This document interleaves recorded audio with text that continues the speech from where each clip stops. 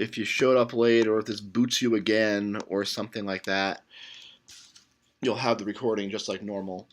Um, so I guess we'll do what we can do and we'll see what happens. So I guess the first thing to ask you guys is if you have any questions about the Scratch stuff, the Scratch Lab, the Scratch homework, that sort of thing that's out now.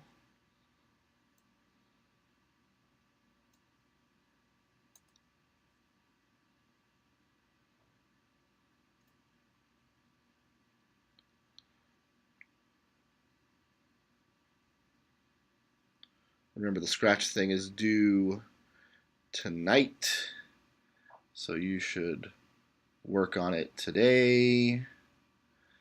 If you have not, hopefully it's the stuff you need to do we've gone over in the class and in the lab, but if not, ask for help earlier. The earlier you ask for help, the more I can help you. But if you guys don't have any questions or anything, what I'm going to do is go on and do new stuff about this week's things. So remember, the plan is now down to stop it. Is this week you're supposed to be doing the last lab and the last homework, which is on algorithms and stuff like that, continuing the algorithmy stuff we did last Thursday in the second half of class. And also, the final is up. The take-home final is up for you guys to do and work on and whatever. So, everything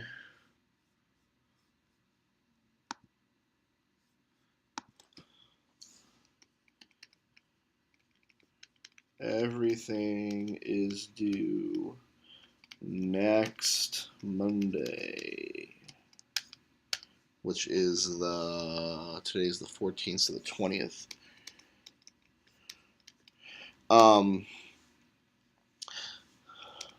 I need grades submitted by June 21st, 4:30.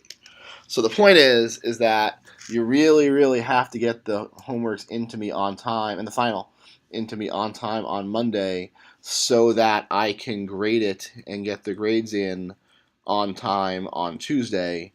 I'm giving you as long as I possibly can to do the homeworks and the grades, which means I have to kind of spend all day Tuesday grading everything and getting it in, and there's not a lot of time to delay that. Okay, so that's the plan. Any questions on the plan? No, I wrote that because I copied it from when I did it as a regular class. If you guys want to try to get together and do it, you can, but I think it doesn't really make a whole lot of sense in this format. What I was going to do instead was spend time today and or Thursday going through at least a little bit of the lab together here, so that you guys have practice thinking about things in the kind of way I want you to think about them. So that's going to be my version of doing it as a group. So yeah, sorry, but I didn't take that out when I went over to this version of the lab. So no, don't do it as a group. We'll kind of all do some of it as a group here. Yeah, sorry about that. Any other questions or anything? Going once. Going twice. Okay. All right. So last time we were doing algorithms, and the one we talked about towards the end was binary search, and that was the clock game. And so I kind of gave you the description of what I was doing when I was doing things that way. What I was doing was keeping the range of possibilities in my head and continually chopping that range in half as time went on. Okay, so here's how I would write that as an algorithm, especially the way I think I made you do the algorithm on the homework. So the homework, I'm pretty sure, I'm looking it up now, makes you trace you through binary search on stuff. And the idea is, suppose we're handed a list of numbers. So there's two ways to do this. One is there's the secret number, like the secret price. The kind of more classical binary search is we're handed a list of numbers in order, but maybe with gaps. So maybe a list is like 1, 4, 8, 12, 97, 205, 1,000. Okay? Those are all of the possible items that exist that I could possibly look for. I'm also handed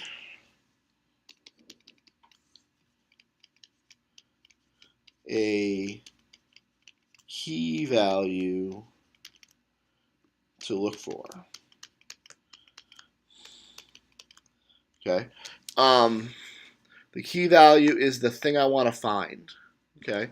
The question is the key in the list? Okay.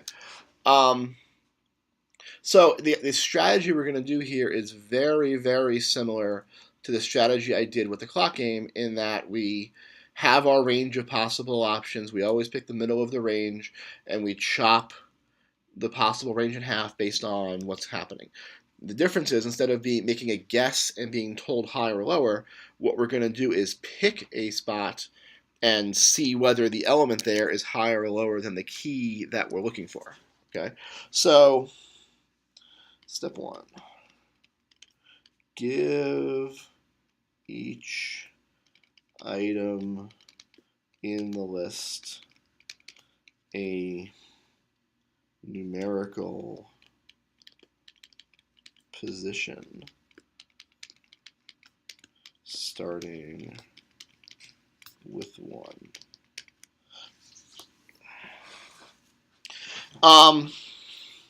The idea here is, I lost my numbers already.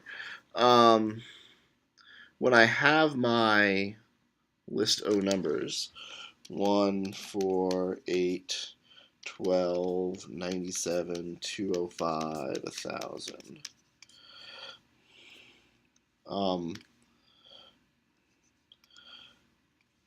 I need to talk. It's going to make my life easier in a second if I talk about different spots in the list. So this is spot 1, spot 2, spot 3, and they all are just labels of the positions. Oops, that's a 7. All right. So what basically I'm doing is I'm giving every place its own. You can think of them as pages in a book, and they're all different page numbers. You can think of them as items in a list, and every item has the first item in the list, and the second item in the list, and the third item in the list, and the fourth item in the list, all the way down.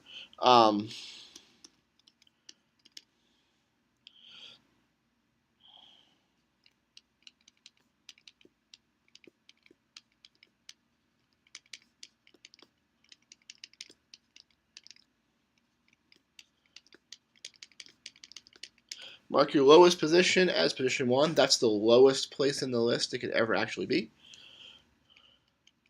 Mark your highest position as as whatever, I'll say it as the rightmost one. So I wish I had a way to kind of keep this list on the side and keep pointing to it. All I really care about is that my list has 1, 4, 8, 12, 91, 205, 1,000. This is my lowest position, and this is my highest position.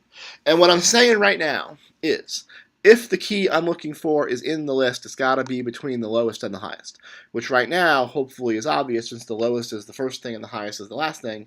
All I'm really saying is, if the key is going to be in the list, it's got to be somewhere in the list, right? So, yeah, that's not very exciting. What's going to happen in a minute is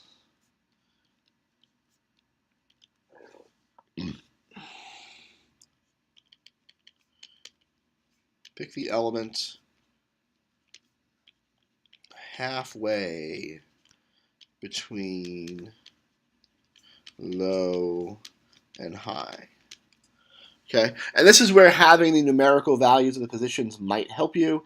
It doesn't matter a whole heck of a lot, but what I do is I say this is position 1, and this is position 1, 2, 3, 4, 5, 6, 7. The number halfway between 1 and 7 is 4. 1, 2, 3, 4.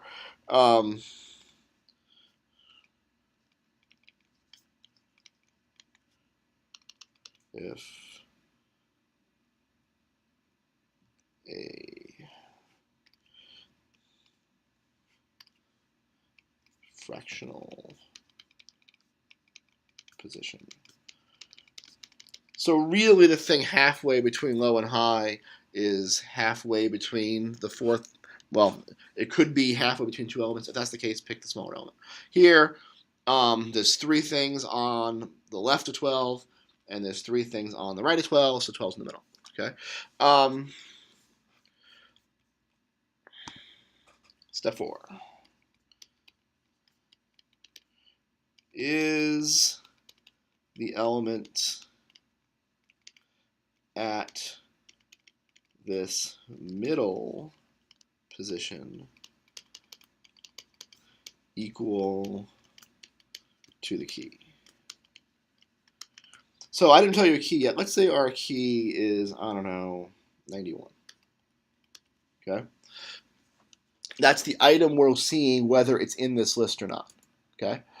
So we look at this middle position 12. We say, is that equal to the key? No. So it's not there. If we happen to get lucky, it's possible we're looking for a 12, right? That would have been awesome. If yes, you're done.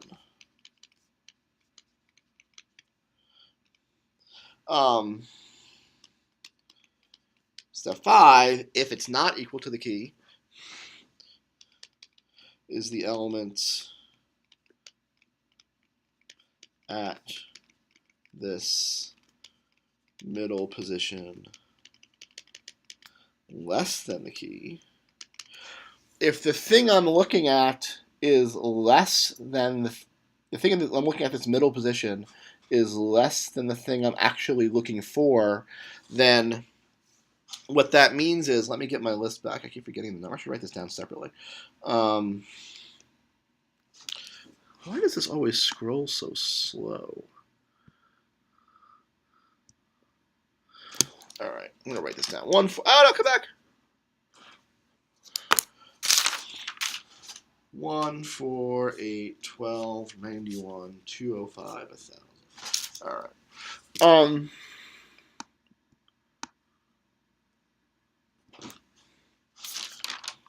I almost wrote on this with an actual pen. 1, 4, 8, 12, 91, 205, 1,000. Remember, my key is 91, and right now my low is here, my high is here, my middle is here.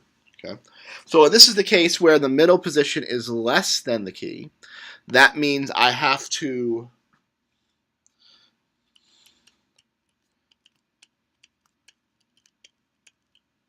go higher, right?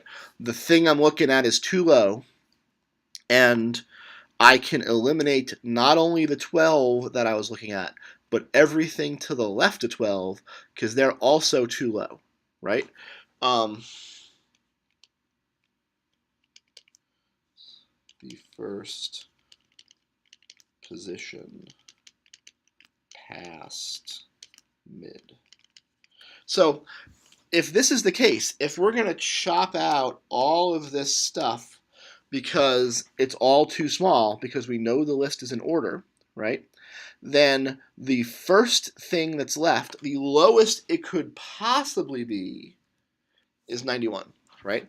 That's now my lowest bound. That's now the first spot in the list that could possibly have the key. It happens to have the key, but I don't know that yet.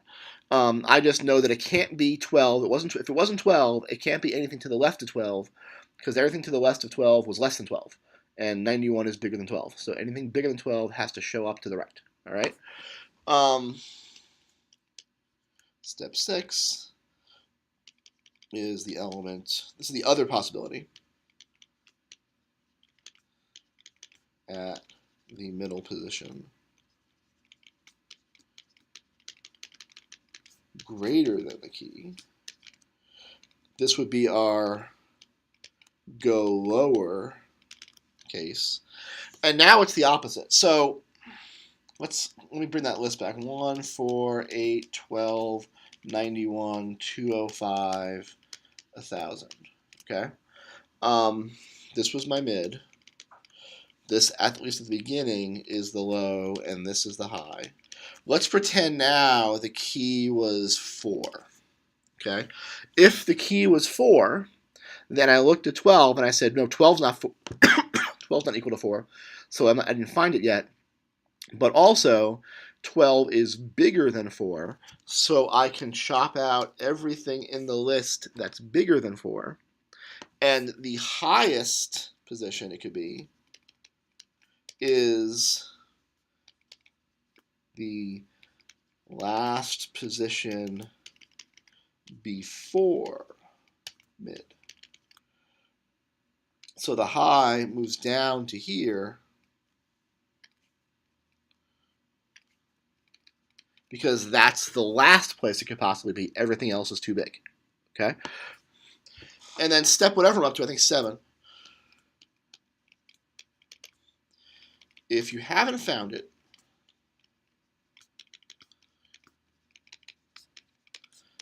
and low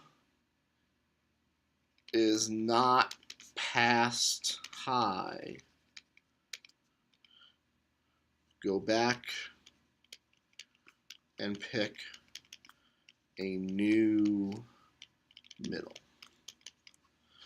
And so what happens is this goes around and around and around over and over and over again until one of two things happen. Either you find it, hooray, and your range goes so small that you zero in on it, or it's not there.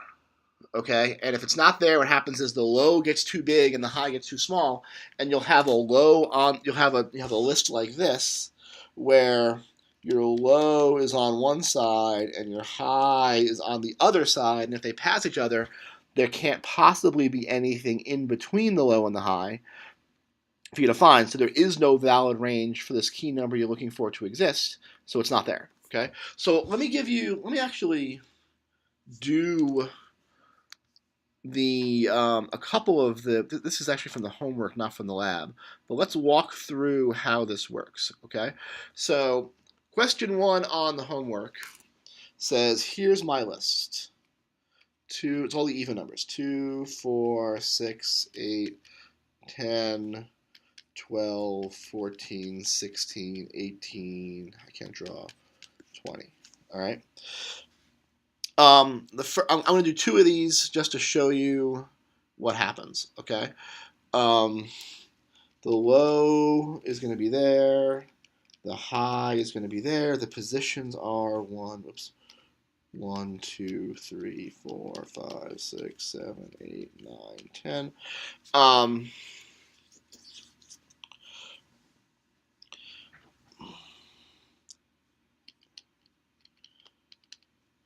just do this one first just because it's easy. Making the key be 10, the first middle is halfway between 1 and 10, which is 5.5, rounded down, which is 5. And so the mid's here, the element at mid equal to the key? Yes. Done. Okay? So A on the homework basically says, did you get lucky and find it in the first spot? Okay? Here it is. Here's the list again. So now we're going to start over.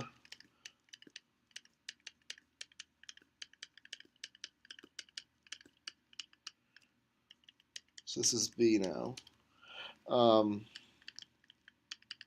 In B, the key is 8. So again, the first mid is 10. Is the list is, well, you can ask it this way, I guess. Is 10 equal to 8? No, it's bigger. So go lower. So in this case, the mid is here.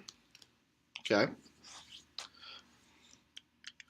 And what we said to do if the middle was too high was move the high down to the first thing before the mid.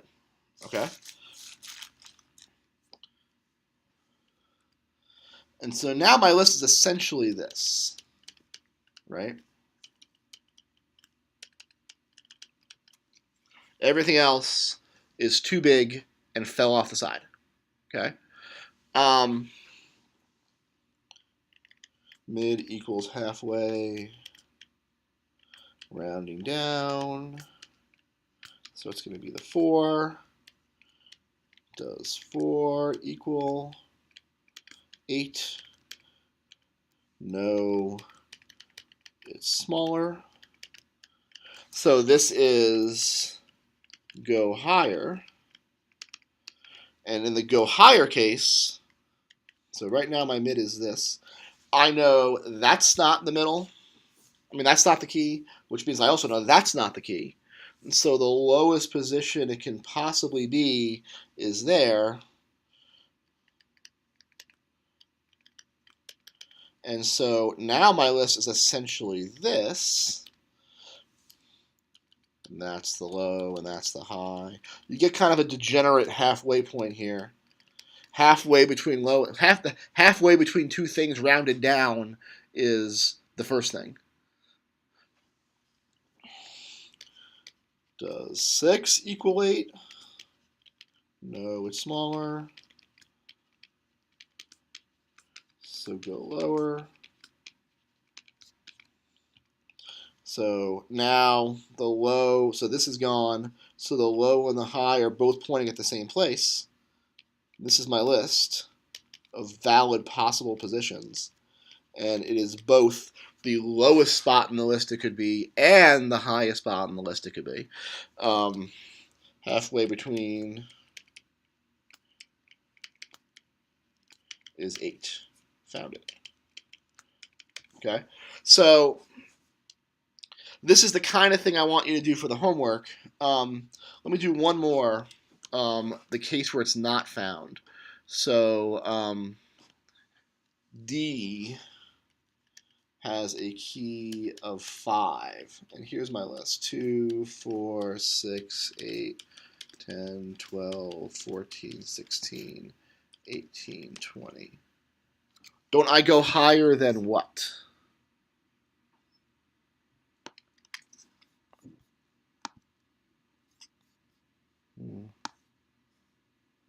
Well, so my rule was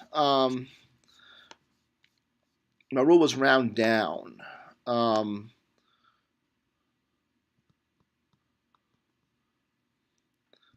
So whoa.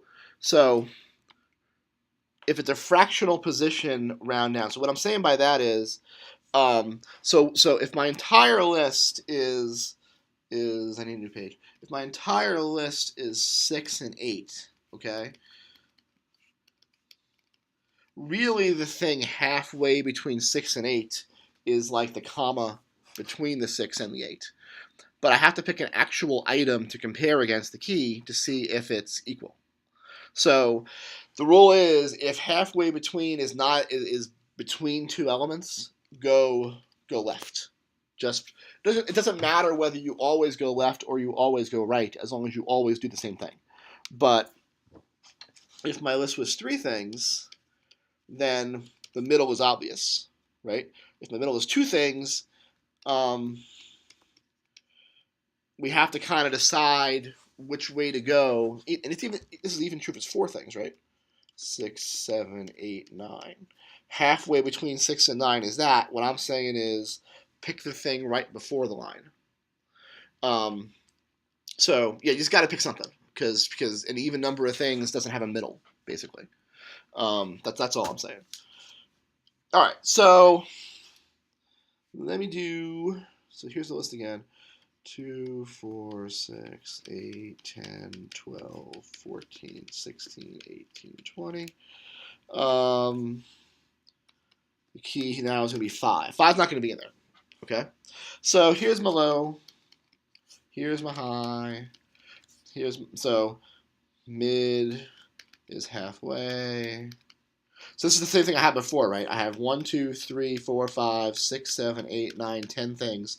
Halfway through is between the 10 and the 12. So I pick the 10. I go left, just kind of arbitrarily. Is 10 the key? No. It's too high. Go lower. So what that means is if this was my mid, high, this is gone, and this is gone, and this is gone, and this is gone, and this is gone, and this is gone, and this is my high. Okay? So my new list is that. This is my low. This is my high. Again, the middle is halfway in between the 4 and the 6, so I go left. Is 4 the key? No, it's too low. Go higher. And so, by the same logic, you're out, and the lowest it can possibly be is here. Now, we know it's not going to be, right? But we have to actually, the algorithm doesn't know it yet. The algorithm has to keep on searching. The reason why this only works, we're doing this following an algorithm instead of just looking at it, is imagine if this list had 1,000 or 1,000,000 different items, then you have to have some kind of process, right? So now my list is this. This is my low. This is my high. This is the middle, so we go left, and that's the middle really. Is 6 the key? Key does not start with the letter Y. Is 6 the key? No. It's too high. Go lower. And what ends up happening is we've chopped out that, and we want our high to be the position before the middle. But the position before the middle, if you go back up to the entire list, is the position before the 6. And the position before the 6 was the 4, and the 4 has already been crossed out. Okay? So what you're left with is the list of possible positions is empty. No possible elements. So 5 is not in the list. So that's my example of walking you through binary search. The homework makes you do it on a couple of other cases. All you need to do is keep track of the high and the low bounds and watch the list get smaller and smaller as you go. Does that make sense? Any questions on that? And we talked last time about how many guesses are there. The range keeps getting chopped in half. The number of times you can chop a number in half before getting to 1 is about log to the base 2 of the original number. So this takes about log to the base 2 of list size. That was my original number, the number of elements it could have been at. Guesses. And it's important to say at most. I could get lucky and find it in one guess, but normally what we want to talk about is how long it could take in the worst possible situation where I'm unlucky, because I'm unlucky a lot. And so what we care about is putting a bound on how long you'd have to wait in terms of number of steps for this algorithm to finish. And if you finish it faster, that's great. It's like when you go to a restaurant and they tell you your wait is 20 minutes, you're happy if the wait's only 10, you're pretty mad if the wait's 30, right? They always overestimate and try to make it the longest it can possibly be, and then if you get seated earlier, nice, right? Same kind of idea. I'll say it this way. CS people define the speed of the algorithm by worst case number of steps and about instead of exact. In other words, what I did not do to tell you how many steps it was go back to my original algorithm, which had 7 steps in it, and count how many times I did each step and add them all up and tell you it was, 37 steps or something like that. As a function of the size of the input. So in other words, what I would say is, if the list has n items in it, binary search takes about n steps. Or the technical term for about is called on the order of magnitude of n, or big O of n. All big O means is drop constants, drop lower terms. So we don't care about 5n plus 7 steps. That's about n steps. All right? So what you're not going to do is you're not going to count exactly how many steps your algorithm took. You're going to count kind of about how many steps it takes in general. Okay, so what I want to do now is walk you through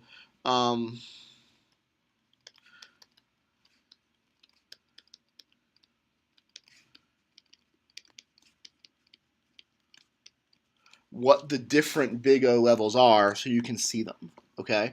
Because a lot of times the homework's going to say, or in the lab is going to say, come up with an algorithm, count the number of steps, what's the big O runtime of this number of steps? And all I'm asking is about how many steps it takes, and there's only a few different categories it can fall into, okay? There's about 1 step.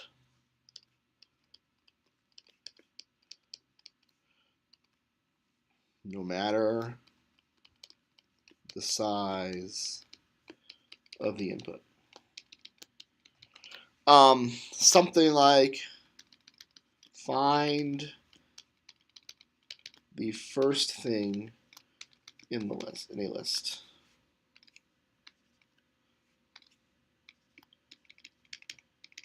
No matter how big your list is, whether it's 1 thing or 10 things or 10,000 things, finding the first thing's easy. It's point to it, right? And it doesn't matter how many things are in the list. If the list gets bigger, it still takes 1 step, point to the first thing, right? So that's what I mean by about 1 step. So some algorithms are, hey, do something that's not really, that's very, very simple and straightforward.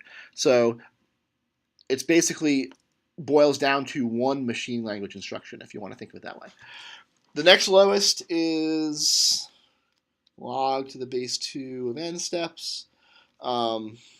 This is chop the size of input in half repeatedly. The example here is binary search. About log n steps, about log to the base 2 of n steps. And that basically the only way to be log to the base 2 of n is if you chop something in half over and over and over again until you get to 1. Okay? Then there's about n steps. About n steps is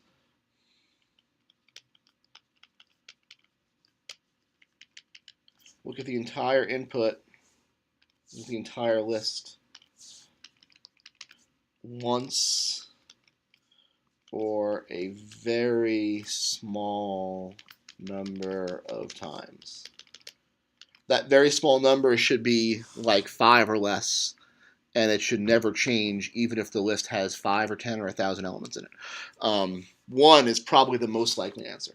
So if you hand me a list of n things, an algorithm that is order n about n steps looks at everything in that n thing list about once. An example of this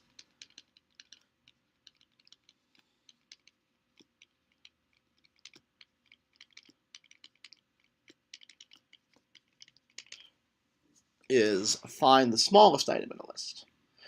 To find the smallest item in the list, I've got to look at everything in the list and remember what the smallest thing I saw was, right? If I hand you we did this in the beginning of the semester, I think, with our algorithms for all the papers and stuff like that. I think we did that. I gave you a list of tests and we had to arrange them in order. So given a list, the only way to see which one's the smallest, which one's the first, is to look at them all. And so that's about n steps. Then there's about n squared steps. Whoa. Do an order n thing about n times. So an example of this. Right, so order 1 means I do 1 thing. Order n means I do 1 thing per item in the list. So there's a difference between, so find the first thing in the list means just look at the list, point to the first guy. Find the smallest thing in the list means look at everybody and remember the smallest thing ever. You have to look at every single thing. So yeah, that's the difference.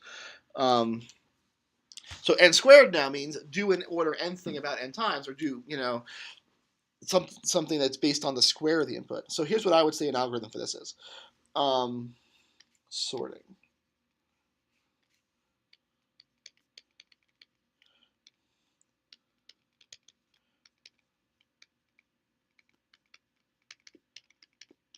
Find the smallest item, which I'm telling you is order n because I got to look at everything. pull it out. I now have the smallest things stacked up on the side. If items still exist to pull out, repeat. Okay? And so what ends up happening is if I hand you a list of stuff and I want them in order, what I'm going to do is walk through this whole list, find the smallest thing, take it out, stick it on the side. Okay? Then what I got to do is go through the list again, find the smallest thing, pull it out, stick it on the side. Then I got to go through what's left and find the smallest thing, pull it out, stick it on the side. See how this works? And then I got to find the smallest thing again, pull it out, stick it on the side. I got to find the smallest thing again, pull it out, stick it on the side. Then I got to find the smallest thing. And now these guys are all in order. Okay? But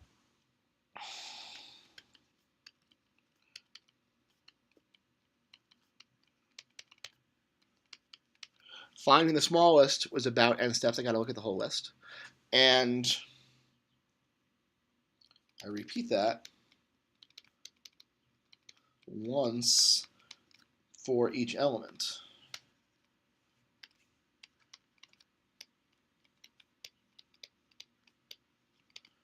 To pull it out. So it's order n times n, which is order n squared. I have to do this order n thing of finding the smallest to pull out the 1, but then I have to do it again to pull it out the 2. Then I got to do it again to pull out the 4, and so on and so on and so on and so on and so on. So it's doing an order n thing n times. Okay, and there exist things like order n to the 3rd or n to the 4th and things like that. We're not going to really talk about them, I don't think. And then the biggest one, these are all going from fastest to slowest, is order 2 to the n, which is like the opposite of log n in the sense that log n chopped the work in half. This is do 2 times the work when you increase the size by 1. So the best way to explain this to you is with an example called Towers of Hanoi. It's a common puzzle that you see sometimes in video games, sometimes in logic places. I could actually probably find a Towers of Hanoi example. Let me see, because this is worth seeing. Yeah, let me share this screen with you guys. So give me a second.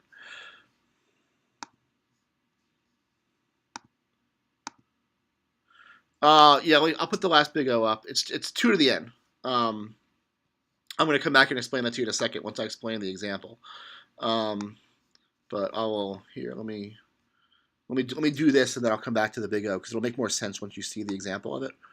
So here's I don't know if you guys have seen this kind of thing before, but the idea is I have a bunch of disks sitting on one peg, and am I really not going to be allowed to run this and play with it and move pieces around?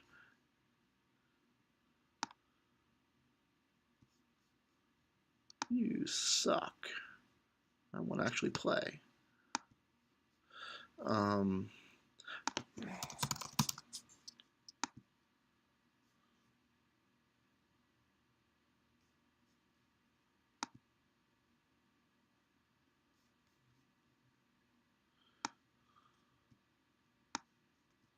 Here, while I'm doing this, I'll put the big O thing back for you. How about that? Because you shouldn't have to watch me fiddle around trying to find this. So this is the big O. The end of the big O stuff is down here. So I'll leave that up while I find a better Towers of Hanoi thing I can play with.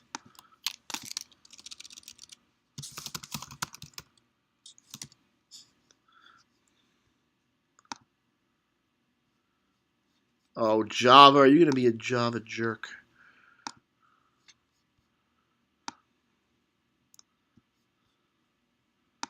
Oh, stupid Java. Yeah, the stupid Java security blocked it. All right. Maybe it didn't. Yeah, all right. I'm going to have to draw the picture instead. All right, that sucks.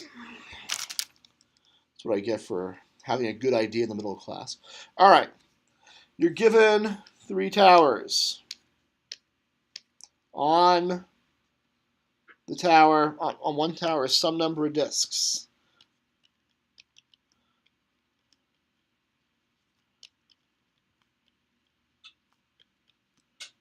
From small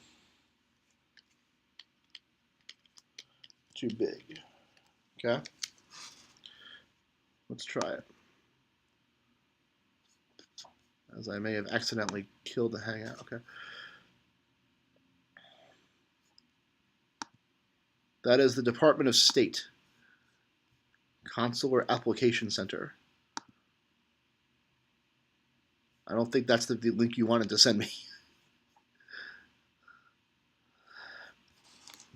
Anyway, the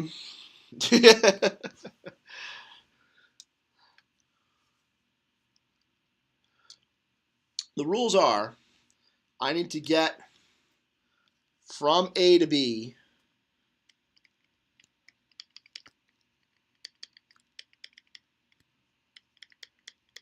now let's try this one.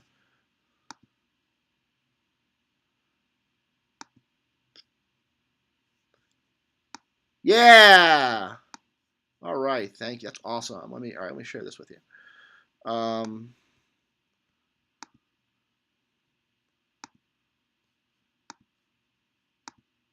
right. So this is the same thing I had before. So the rules are, I've got to get all 3 of these guys from the first one to the second one.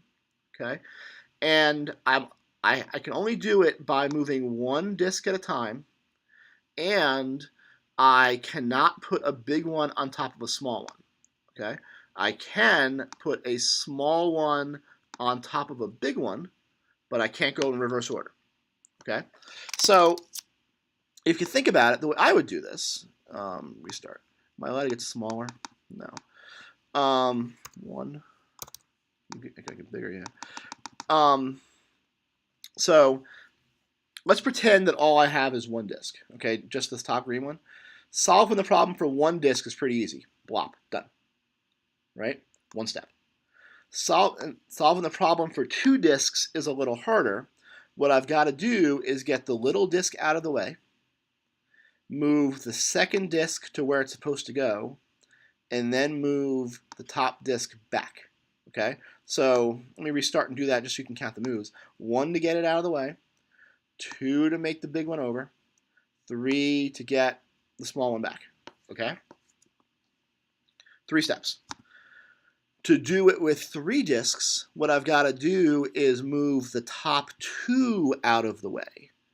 Now, to get 2 things out of the way, I just gave you an algorithm for moving 2 disks from one place to another. The difference is instead of moving it to the second one, we're going to move it to the third one. But either way, it takes 3 moves to get it out of the way. Right? And then we move the big guy over. And then we take 3 moves to move the top 2 back. Okay? I'll do one more with 4. It's harder to do. You got to move 2 guys out of the way so that you can move the third guy, and then you've got to put them back, and that was all a bunch of moves to move the third guy over. Now you can move the big guy, and now you've got to move everybody. I think this has to go here. Everybody back. And so what you're seeing is this is kind of a lot of moves, right? And so here's what the algorithm ends up being. 1 disk, move it, right? 2 discs, move the top away to the spare, move bottom over, move top back. And so this was 1. This whole thing is 3 moves. Okay. With 3 discs, it's move the top 2 to spare, move the bottom over, move the top 2 back. And I just told you that the way to move 2 discs costs 3 moves. So that's 7 total. 3 to move the top 2 over, 1 to move the bottom, 3 to move the top 2 back. Okay? 4 discs is move the top 3 to the spare. Moving 3 discs costs us 7 moves. Move the bottom over. Move the top 3 back. 15. See how it's kind of doubling every time I add a disc? In general, with n discs,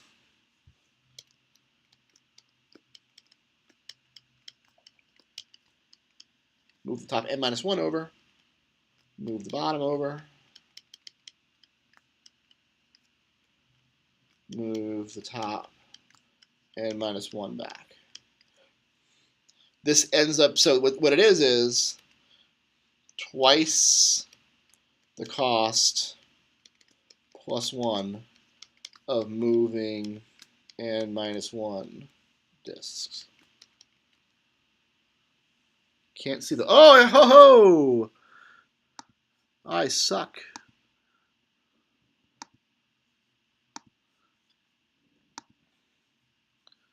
Let me walk you through that again. So, 1 disc, whoa, come back. Move it 1 step.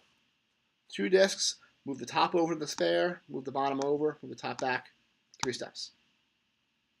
3 discs, moving the top 2 to the spare, cost me 3. Moving the bottom over cost me 1. Moving the top 2 back cost me 3. Okay. 4 discs, move the top 3 to the spare. Moving 3 discs is 7 moves. Moving 1 over is always 1. Moving the top 3 back is 7 moves. Okay. So in general, I've got to move n discs. I've got to move everybody but the top guy over. I've got to move the bottom one, and then I've got the top n-1 back. So what I'm saying is this is the cost, or really twice the cost plus 1 of moving n-1 discs. Okay? So this is about 2 to the n steps. And that sounds about right? So if n is 3, 2 to the n is 8, about, why can't I draw? About 7.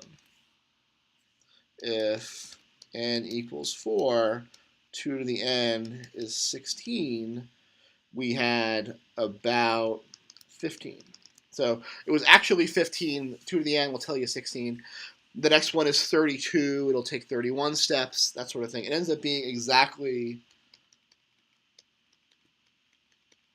2 to the n minus 1. But remember, we drop lower terms. So about 2 to the n. Big O of 2 to the n. Oops. All right. So hopefully that's enough of the idea to get you started on the homework.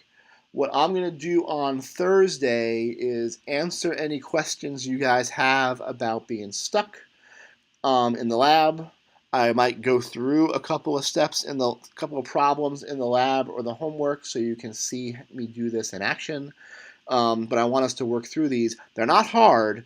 but you do have to think in this logical way and kind of see how your steps are going and what you're doing to your input list. All right. Any questions? If you're watching the recording, sorry about if you're watching the recording or not, sorry about the crappiness getting this thing started. Hopefully things will be a little better next time. And I will see you guys Thursday for our last